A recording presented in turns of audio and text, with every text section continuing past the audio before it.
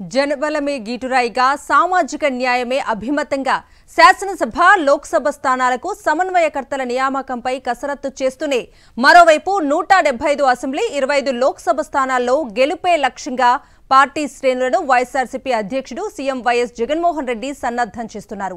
వైఎస్ఆర్సీపీ ఎన్నికల శంఖారావం సిద్ధం బహిరంగ సభకు రాప్తాడు ముస్తాబైంది.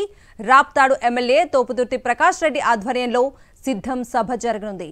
రాయలసీమ ఉమ్మడి కర్నూలు, కడప, అనంతపురం, చిత్తూరు జిల్లాల అసెంబ్లీ నియోజకవర్గాల నుంచి భారీగా పార్టీ క్యాడర్ సభకు రానున్న క్రమంలో విస్తృతంగా ఏర్పాట్లు చేశారు. ఇక రేపు రాప్తాడులో జరగబోయే సిద్ధం సభ కోసం ఎలాంటి ఏర్పాట్లు చేశారనే డీటెయిల్స్ అందించడానికి మా ప్రతినిధి సతీష్ లైవ్ లో సిద్ధంగా ఉన్నారు. సతీష్,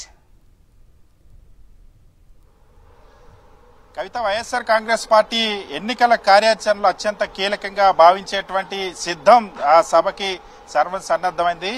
రాయలసీమ జిల్లాలకు సంబంధించి 4 జిల్లాల్లో ఉన్నటువంటి 52 నియోజకవర్గాల కార్యకర్తలందరినీ కూడా ఎన్నికలకు సిద్ధం చేసేందుకు ముఖ్యమంత్రి వైఎస్ జగన్మోహన్ రెడ్డి రేపు అనంతపురంలో రాప్తాడు దగ్గర ఏర్పాటు చేసినటువంటి సిద్ధం సభకు రానున్నారు. కార్యకర్తలకి ఎన్నికల కార్యాచరణ ఏ విధంగా ఉండాలి, ఎన్నికల్లో ప్రతిపక్ష పార్టీలు ఏ విధంగా తిప్పికొట్టాలి, ప్రజల మనసులు ఏ విధంగా గెలుచుకోవాలి, 175 సీట్ల టార్గెట్ ఏ విధంగా రీచ్ అవ్వాలన్న అంశానికి సంబంధించి దిశానిర్దేశం చేయబోతున్నా. దీనికి ఇప్పటికే పూర్తి స్థాయి వైఎస్ఆర్ కాంగ్రెస్ పార్టీ సన్నద్ధమైంది. మనతో పాటు YSR Congress party senior leader Singanamala in charge Sambasivarao ఉన్నారు. వైఎస్ఆర్ కాంగ్రెస్ పార్టీ ఈ సిద్ధం సభలు ఎందుకంత ప్రతిష్టాత్మకంగా నిర్వహిస్తోంది?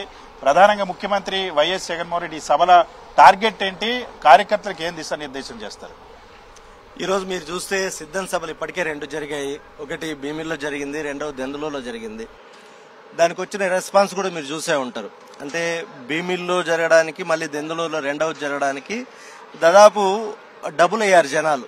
అంటే జనాలంటే మామూలు జనాలు కూడా కాదు, కేవలం వైఎస్ఆర్ కాంగ్రెస్ పార్టీని అభిమానించే వాళ్ళు, జగన్మోహన్ రెడ్డి గారు మళ్లీ ముఖ్యమంత్రి కావాలని కోరుకునే వాళ్లే ఈ సభలకు వస్తున్నారు.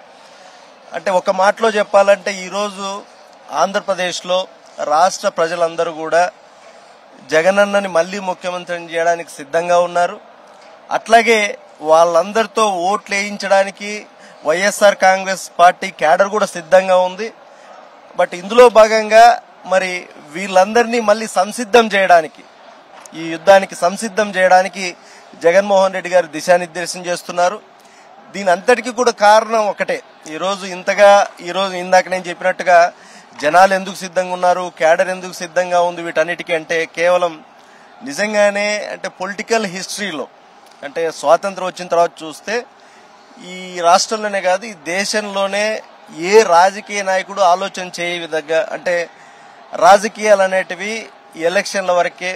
ఒక్కసారి మనం ప్రజల అధికారం మనకి ఇచ్చిన తర్వాత ప్రజలకు సేవ చేయడమే ఒకటే మైండ్ లో ఉండాలి. అంతే తప్ప మళ్ళీ కూర్చున్న తర్వాత కూడా ముఖ్యమంత్రి సీట్లో కూర్చున్న తర్వాత రాజకీయంగా ఆ పార్టీ వాడిని దూరం పెట్టాలా, ఈ పార్టీ వాడికి మంచి చేయాలా, మా వాడికి వీడికి నేను తినిపించాలా అంటే ఇట్లాంటి ఆలోచనలే లేకుండా రాజకీయాల్ని, కులాల్ని, మతాల్ని పక్కన పెట్టి ఈరోజు రాష్ట్రంలో ఉండే పేద ప్రజలందరికీ కూడా ఎవరికైతే అర్హత ఉందో వాళ్ళందరికీ కూడా మరి ప్రభుత్వ సంక్షేమ పథకాల ద్వారా వాళ్ళకి సాయం అందించే విధానం కావచ్చు, అట్లాగే సేవలు, ప్రభుత్వానికి సంబంధించిన సేవలకు సంబంధించి కూడా ఎక్కడికి వెళ్లకుండా ఊర్లోనే ఉండే గ్రామ సచివాలయాల ద్వారా వాలంటీర్ వ్యవస్థను తెచ్చి ఈరోజు గడప గడపకు ప్రభుత్వం అనే ఒక నినాదాన్ని ఆచరణలో పెట్టి చూపించిన ముఖ్యమంత్రి ఎవరైనా ఉన్నారంటే ఈ దేశ చరిత్రలో డెఫినెట్ గా జగన్మోహన్ రెడ్డి గారే.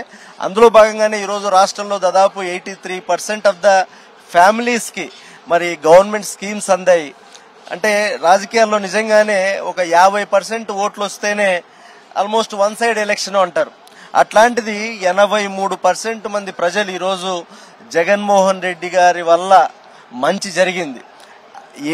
ఈ ధైర్యంగా మా ముఖ్యమంత్రి కూడా ధైర్యంగా చెప్తున్నారు ప్రతిసారి, నాకు మంచి జరిగింటేనే నాకు ఓటేయండి. అట్లాంటిది ఈరోజు 83% ఆఫ్ ద ఫ్యామిలీస్ జగనన్న వైపు ఉన్నారు కాబట్టి ఈరోజు వై నాట్ 175 నినాదంతో ముందుకు వస్తున్నారు. డెఫినెట్ గా అది చేసి చూపిస్తామని కూడా మేము ధైర్యంగా చెప్తున్నాం.